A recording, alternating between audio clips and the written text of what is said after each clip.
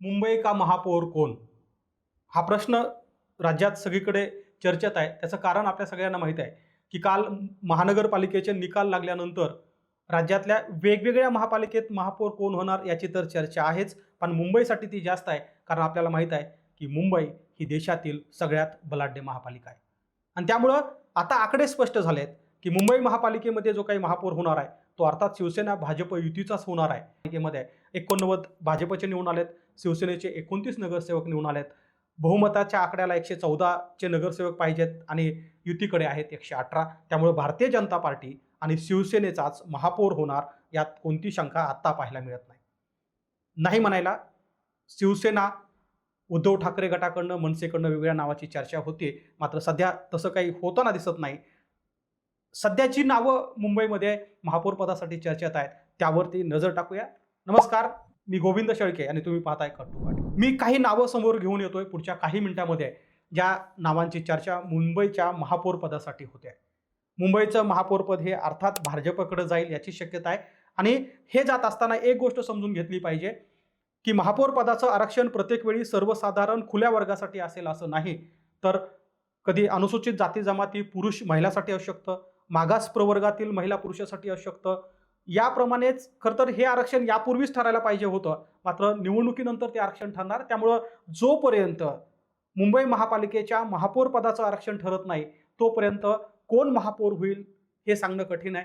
तरी सुद्धा जी नावं चर्चेत आहेत त्यातली काही नावं मी तुमच्या समोर ठेवतोय. महानगरपालिकेच्या महापौर पदासाठी सगळ्यात चर्चेतलं नाव ते म्हणजे तेजस्वी घोसाळकर.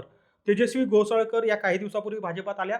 प्रभाग 2 मधून त्यांनी 10,000 मताधिक्यांनी विजय मिळवला आणि त्या आता सगळ्यात तरुण आणि सुशिक्षित चेहरा म्हणून महापौर पदाच्या शर्यतीत आहेत.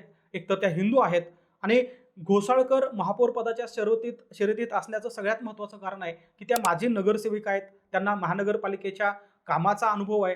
शिवसेनेतून नुकत्याच त्या भाजपात आल्यामुळे त्यांच्या नावाविषयी चर्चा होऊ शकते, कारण त्या मूळ भाजपवासी नाही आहेत. पण त्यांच्या नावाची चर्चा सुरू आहे. दुसरं नाव जे आहे ते म्हणजे प्रभाकर शिंदे. महानगरपालिकेतील गटनेते म्हणून प्रभाकर शिंदे यांच्याकडे बघितलं जातं. आपल्याला माहित आहे, की मुलुंड हा भाग प्रभाकर शिंदेंचा बालेकिल्ला मानला जातो आणि त्या मुलुंड भागातील 106 या प्रभागातून प्रभाकर शिंदे हे निवडून आले होते. शिंदे यांनी मनसे आणि शिवसेना यांच्यातील उमेदवाराला पराभूत करून त्यांनी बाजी मारली. शिंदे हे अत्यंत अनुभवी असे नगरसेवक समजले जातात. महानगरपालिकेतला एक मराठी चेहरा म्हणून प्रभाकर शिंदे यांच्या नावाची चर्चा आहे. आपल्याला माहित आहे, की प्रभाकर शिंदे हे सुद्धा मूळ शिवसैनिक होते. त्यांनी काही वर्षापूर्वी भाजपामध्ये प्रवेश केला. त्यानंतर तिसरं नाव राजश्री शिरवाडकर. भाजपाच्या एक आक्रमक आणि निष्ठावंत महिला नेत्या आहेत. खरं तर आतापर्यंत जे आपण नेते बघतोय ते भाजपमध्ये आलेले होते. मात्र ज्या चेहऱ्याचे आता आपण शिरवाडकरांचं बघतोय, की राजश्री शिरवाडकर ह्या मूळ भाजपाच्या नेत्या होत्या. त्यांनी अगदी मुंबई महापालिकेच्या पूर्वी सरचिटणीस म्हणून सुद्धा काम केलेलं आहे. भारतीय जनता पार्टीच्या महिला विंगमध्ये त्या काम करत होत्या आणि 2017 मध्ये सुद्धा याच प्रभागातून राजश्री शिरवाडकर यांनी नगरसेवक पद मिळवलं होतं. त्यामुळं भारतीय जनता पार्टीच्या निष्ठावान कार्यकर्त्या म्हणून आणि ज्यावेळी महिलेला हे महापौरपद सुटेल त्यावेळी त्यांच्या नावाचा विचार केला जाऊ शकतो. चौथं नाव आहे प्रकाश दरेकर. आमदार प्रवीण दरेकर जे 10 वर्षापूर्वी खरं तर मनसेमधून भाजपमध्ये आले होते, त्यांचे बंधू प्रकाश दरेकर हे रोशनी गायकवाड यांचा पराभव करून महापालिकेमध्ये आलेत. मुंबई हाऊसिंग फेडरेशनचे ते अध्यक्ष होते आणि आपल्या सगळ्यांना माहित आहे, की वायव्य मुंबईमध्ये दरेकर कुटुंबाचा फार मोठा प्रभाव आहे आणि प्रशासकीय अनुभवामुळे महापौर पदासाठी प्रकाश दरेकर यांचं नाव सुद्धा मोठ्या प्रमाणात चर्चेत केलं जातं. त्यानंतर मकरंद नार्वेकर हे राहुल नार्वेकर यांचे बंधू आहेत. राहुल नार्वेकरांच्या संदर्भातले काही व्हिडिओ आपण बघतोय, की मागच्या काही दिवसामध्ये वादग्रस्त ठरले. त्यामुळे नार्वेकरांच्या घरातील एकूण उमेदवारांची संख्या यामुळे ते चर्चेत आले. मात्र मकरंद नार्वेकरांच्या नावाची चर्चा महापौर पदासाठी होते. त्याचं कारण असं आहे, की नार्वेकरांनी ही निवडणूक मोठ्या प्रतिष्ठेची बनवली होती आणि त्यात त्यांनी ते यश सुद्धा मिळवलं. मकरंद नार्वेकर यांच्या नावाची चर्चा कदाचित या महापौर पदासाठी होऊ शकते. यानंतर एक नवखं नाव काही दिवसापूर्वी भारतीय जनता पार्टीमध्ये प्रवेश केलेले मात्र मूळ भाजप विचारांचे असलेले नवनाथ बन, जे भाजपा मीडिया सेलचे सध्याचे प्रमुख आहेत. मानखुर्दमधून नवनाथ बन यांनी निवडणूक लढवली आणि 1700 पेक्षा जास्त मताधिक्याने ते निवडून आले.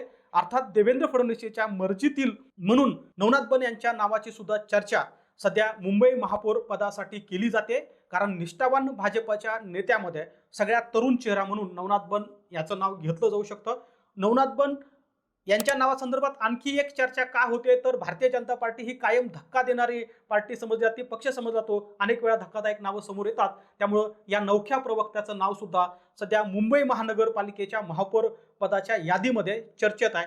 सगळ्यात महत्त्वाचं म्हणजे ही जी 5-6 नावं आपण बघतोय, या नावामध्ये जी चर्चा होते त्यात मुंबईचा होणारा जो काही महापौर आहे तो हिंदूच होणार, तो मराठीच होणार, या संदर्भात सगळ्याचं एकमत झालंय. कारण देवेंद्र फडणवीस आता काही दिवसात दावोसच्या गुंतवणूक परिषदेसाठी रवाना होत आहेत. त्यामुळं किमान 25 जानेवारीला ते परतणार आहेत. 26 जानेवारी नंतरच मुंबई महानगरपालिकेचा महापौर कोण हे ठरणार आहे.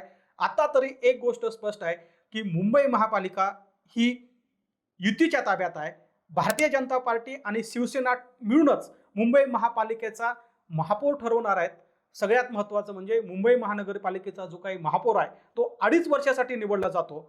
त्यामुळं सुरुवातीचे 2.5 वर्ष नेमकं कुणाला मिळतात हे पाहणं महत्त्वाचं आहे. सध्या तरी आरक्षण जाहीर झालं नसल्यामुळे कोणत्या कॅटेगरीला मिळणार, स्त्री असणार का पुरुष असणार, या प्रश्नाची उत्तर जरी अनुत्तरित असली तर ही 5 ते 6 नावं आहेत ज्या नावाभोवती सध्या मुंबई महानगरपालिकेचं महापौरपद फिरत आहे.